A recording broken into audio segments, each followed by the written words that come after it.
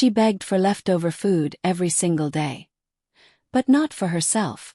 When her rich boss secretly followed her home, what he discovered in the dark made him fall to his knees, crying like a child. This isn't just a story. It's a reminder of how unseen heroes live among us. In the heart of rural Nigeria, in a town wrapped between sun-scorched fields and whispering acacia trees, lived a woman named Amahle. Her name meant the beautiful one in Zulu, though no one remembered that anymore. Her beauty had faded beneath the weight of life, sleepless nights, hunger, and a silence that had taken root in her eyes. By day, she worked as a cleaner at a luxurious estate in Lagos, a compound surrounded by high walls, marble floors, and electric gates that groaned like beasts when they opened for powerful men. Her boss, Chief Adewale, was one of those men. A self-made millionaire. He had risen from the slums of Ibadan to become a tycoon. But somewhere on his climb, he had forgotten what the ground felt like. To him, Amahle was like the wallpaper, always there, never noticed. She swept floors, scrubbed windows, and washed piles of plates that held food she never tasted. Each evening, as the sun began to drip red over the compound, she'd walk to the back kitchen and quietly ask the chef, "Sir, any leftovers today?" Sometimes there were crusts of bread, other times bones with meat still clinging to them. She never complained, never demanded. Chief Adewale began to notice.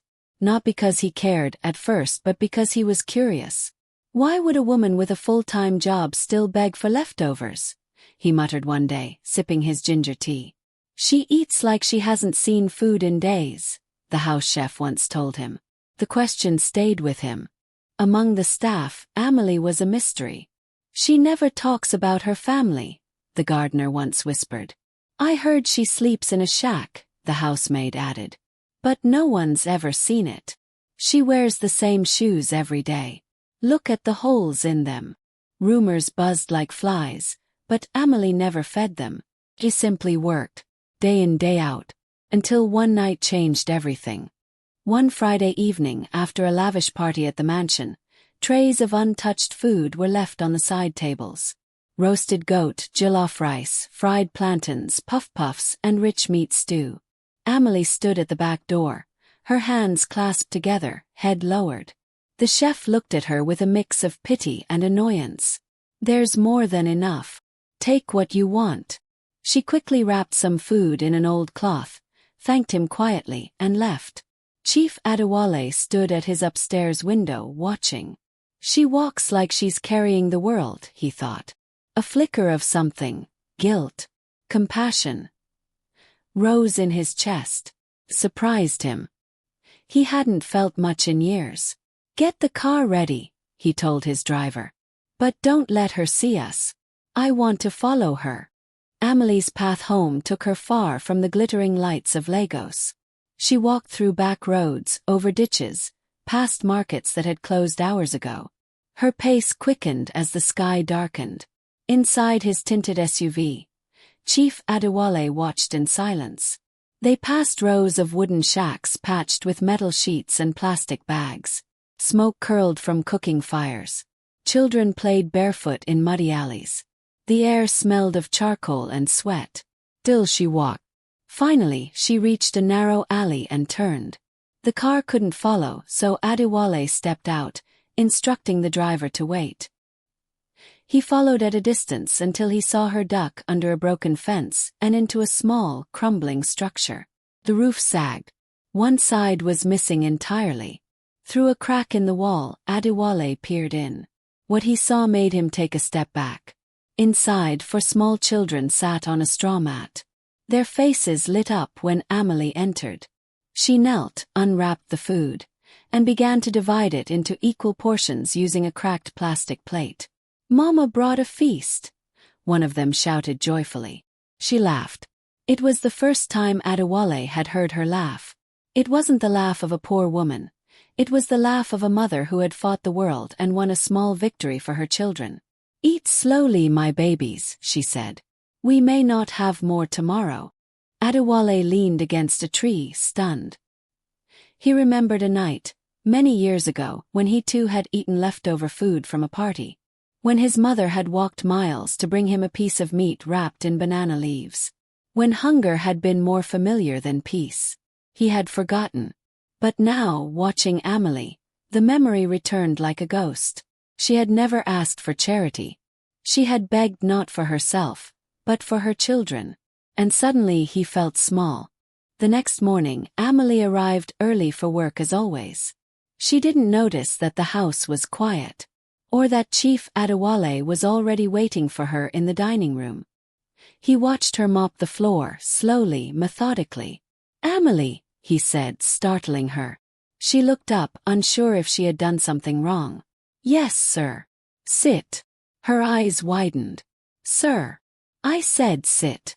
She hesitated, then lowered herself onto the edge of a chair like a thief sitting in a palace.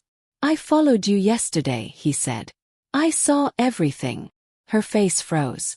Shame washed over her. She opened her mouth to speak, but nothing came out. "I saw your home, your children, the way you fed them." Tears welled in her eyes. She looked down at her hands, calloused, tired, trembling. "I'm sorry if I did something wrong," she whispered. "No," he said, his voice quiet. "It is I who should apologize." Adewale stood and walked over to her. "Do you know why I noticed you, Amahle?" She shook her head. "Because you reminded me of who I used to be. Before the cars. Before the gates and the marble floors." She looked up at him, confused. "I used to live in a shack too. My mother used to beg for food scraps from wedding halls so we could eat." The silence between them grew heavy. "I want to help you," he finally said. Amahle stared. "Sir." Not out of pity. Out of respect. She still didn't understand. "Would you accept a better home for you and your children?" he asked. "A job at my foundation, helping other women like you?" Her hands flew to her mouth. The tears finally fell. "But why me?" she asked. "Because you didn't beg for yourself. And because the world needs more mothers like you." Amahle walked with lighter feet, but the soil beneath her still remembered her pain.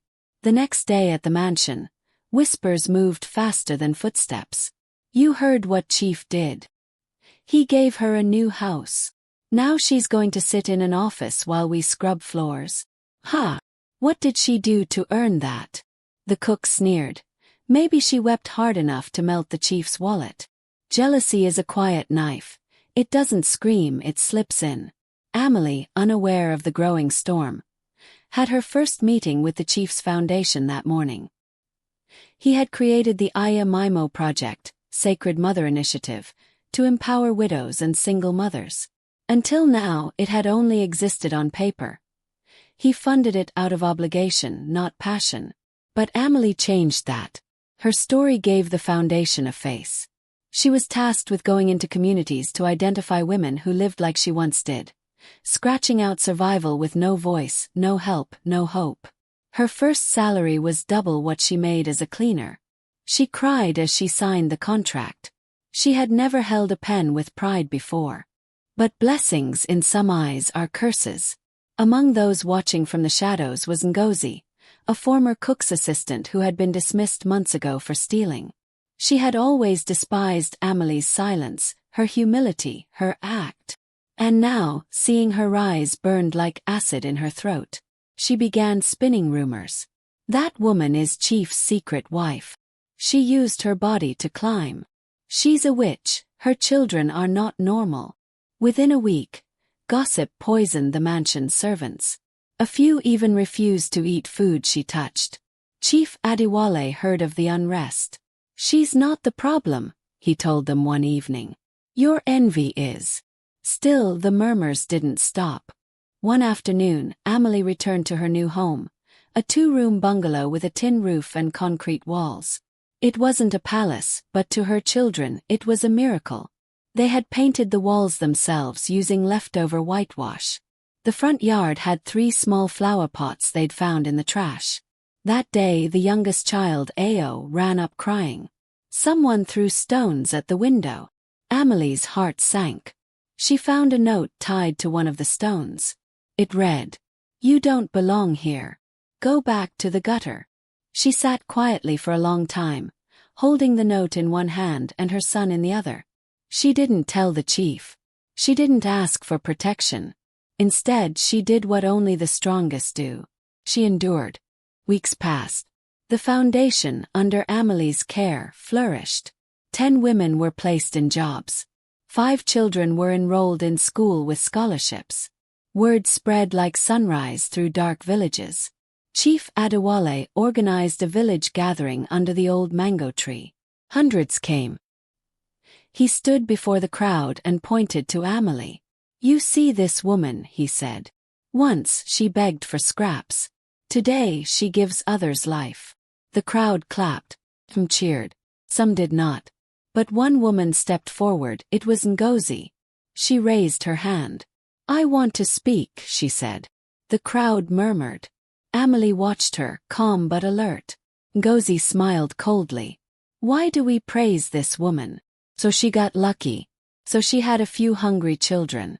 Does that make her a queen?" The silence was thick. Amahle stood up slowly. "No," she said softly. "I am not a queen. I still wake up before the sun. I still wash my children's clothes with my own hands. I still fear tomorrow." Her voice grew firmer. "But I am not lucky. I was seen. I was heard. And instead of pretending I didn't exist, someone lifted me." She turned to the crowd. "And I am not standing here because I begged. I am standing here because I endured." Hush fell. Even Ngozi had no words. Then, an old grandmother near the front, leaning on a walking stick, spoke. "Let those who throw stones remember, when it rains, even the proud will beg the humble for shelter." Years passed. Amahle became the public face of the Ayamaimo project. She traveled across Nigeria, sharing her story, lifting women from beneath bridges and inside broken huts. Her children grew strong, educated, and kind. Her daughter became a nurse. Her eldest son built water wells in remote villages. Chief Adewale often sat quietly in the back of those village gatherings, watching Amahle speak. She never bragged. She never dressed in gold or silk. But her voice, strong, compassionate, commanded more respect than any chieftain. And sometimes, when the night was quiet, Chief would remember the day he followed her. The dusty path. The crumbling shack. The boy who shouted, "Mama brought a feast." He would close his eyes and smile. He had built businesses. But saving one mother had been his greatest legacy. Moral of the folk tale. Sometimes the most powerful people are not those with money, but those who never give up, even when the world feeds them only leftovers.